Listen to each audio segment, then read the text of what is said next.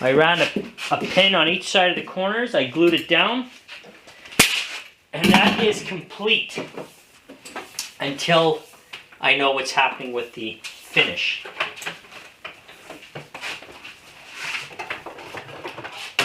And that is that. I'm going to cut it here.